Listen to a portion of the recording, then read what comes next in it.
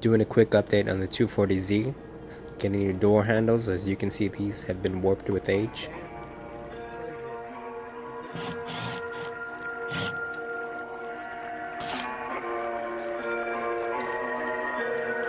The door panels will also be replaced as there has been significant water damage.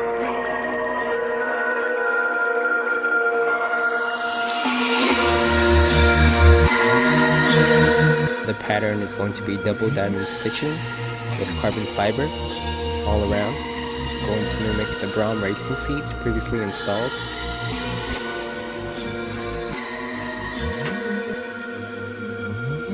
Stay tuned for the final result. Thanks for watching.